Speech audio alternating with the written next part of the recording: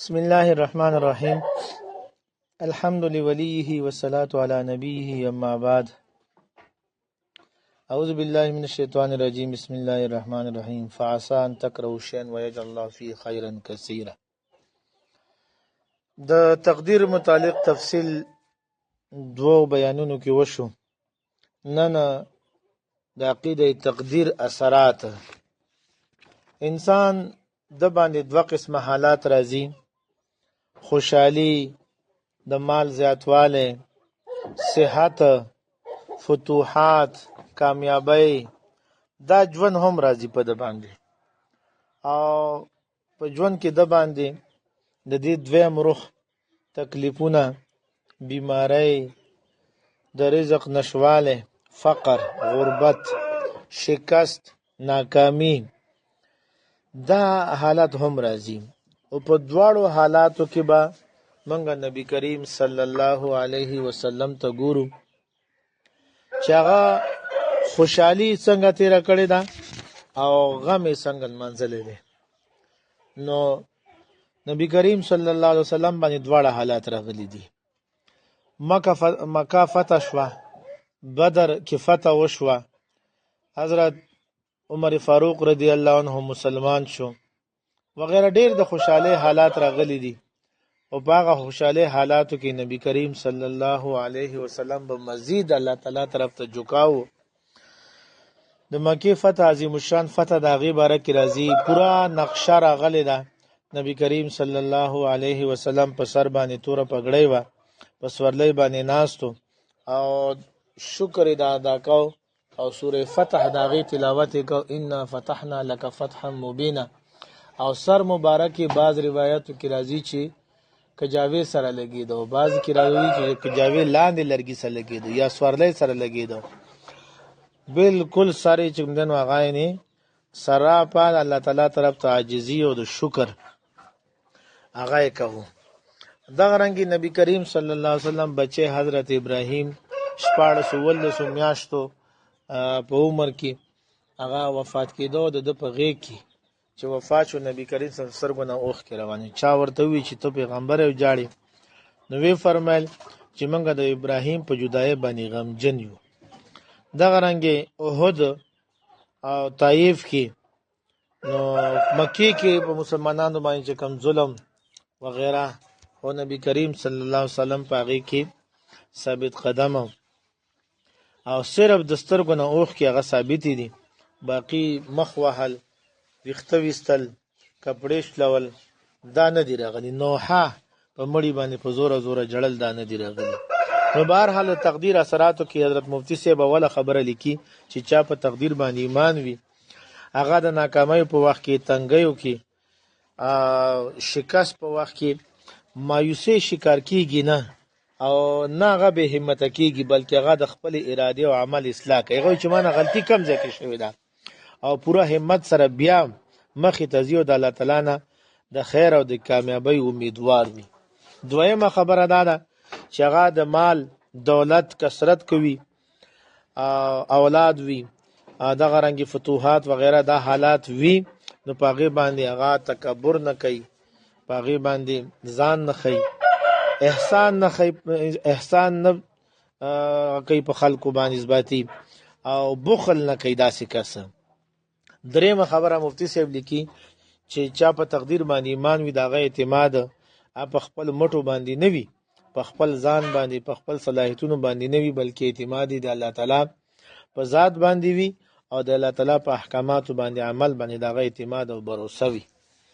څلورمه خبره لیکي چې داسې کس عین د مصیبت په وخت کې هم د الله تعالی نه د لوی خیر امیدوار وي. لکه کابل چې کله سقوط وشو، نو مولا عمر صاحب رحمت الله علیه الله دې وبخي، هغه به فرمایل چې اوس به موږ ته د دوست دشمن پہچان وشي، او اوس به موږ صرف جنگ کوو، دشمن ته به نقصان نسو باقی نه. نو په داسې وخت کې هغه سوي، هغه د خیر کثیر امیدوار وي. هغه به فرمایل چې اسلام ګټلې ده او موږ به ظاهره شکست خوړ. پنځمه خبره چې چا په تقدیر باندې ایمان وي، نو هغه په خپل روزي باندې، په خپل نصیب او قسمت باندې مطمئن وي او قانع وي. هغه د بل نه سوځي نه، د چا د عزت نه، د چا د مال او دولت او د خوشحالۍ نه هغه سوځي نه، بلکې همیشه په تقدیر باندې راضي وي. حضرت مفتی صاحب دې کې واقعا بیان کړی و چې زه هلته بار عربو ملکونو کې یو اسپیټال ته تللی وم، نو هلته ډاکټر د مریضانو سره عجیبه رویه وه. بعضې کسانو ته به خوږ شربت ورکړو رخصت به یې کړه، چاته به یې ګولۍ ورکړې رخصت یې کړه، چاته څوک یې داخل کړي وو، بیا چې داخل کړي وو هغې کې مختلف وو، چا اپریشن شوی، څوک دغسې پراته وو، د چا پکې اندام هم کټ شوی وغیره، بس مختلف وو. چې کله روټۍ راله نو روټۍ هم چې کوم دی نو خلکو ته مختلفه وه، چاته سرې چې هغې سره خشکه روټۍ، چاته سرو چیو سره پاپی، چاته دال روټۍ، چاته بریاني، چاته ښایسته سالن او هغې سره روټۍ. خو مریضان مطمئن وو. نو حضرت مفتی صاحب چې ما چې بس د تقدیر مسله حل شوه، مؤمن بنده ته په خپل رب باندې د دې نه زیات اعتماد پکار دی لکه څنګه چې یو مریض هغه په ډاکټر باندې دغه اعتماد وي. هغه وي ډاکټر پوهېږي زه نه پوهېږم، حالانکه ډاکټر انسان دی، خطا کېدی شي، علاج کې خطا کېدی شي، تشخیص کې خطا کېدی شي. نو تشخیص کې خطا شي یا تشخیص یې ټیک وکړو، خو د هغې نه پس علاج چې کوي دوایي تجویز کوي په هغې کې هم خطا کېدی شي. او زمونږ رب هغه خالق دی، هغه مالک دی، هغه خطا کېږي نه. نو هغه چې چا سره کومه قسمت یې چا څنګه لیکلی دی، چاته یې ډېره ورکړې هغه دپاره هغه مناسب ده، چاته یې کمه ورکړې هغه دپاره هغه مناسب ده. نو په خپل رب باندې اعتماد او په خپل قسمت او په خپله روزۍ باندې قناعت او صبر اختیار کول. شپږم نمبر حضرت مفتی صاحب لیکي چې چا په تقدیر باندې ایمان وي نو هغه د مال او د منصب د حاصلولو لپاره جایز اسباب اختیاروي. دته معلومه ده چې عزت، خوشحالي او بدحالي هر څه الله تعالی مخکې نه لیکلي دي، او د هغې دپاره د اصول دپاره بیا دوه قسم اسباب دي، جایز او ناجایز. نو د یو منصب حاصلولو لپاره، د مال حاصلولو لپاره جایز سبب اختیاري او ناجایز نه ځان بچ کوي. اومه خبره مفتی صاحب لیکي چې چا په تقدیر باندې ایمان وي هغه د الله تعالی د حکم د تعمیل دپاره خطرناک نه خطرناک کار دپاره قدم اوچتوي او پوره بهادرۍ او شجاعت سره د باطل مقابله کوي. ځکه ده ته پته ده چې مرګ په خپل وخت باندې راتلل یقیني ده، او چې څه کېږي بس هم کېږي. لہذا ما ته هغه کول دي چې څه د الله تعالی حکم دی.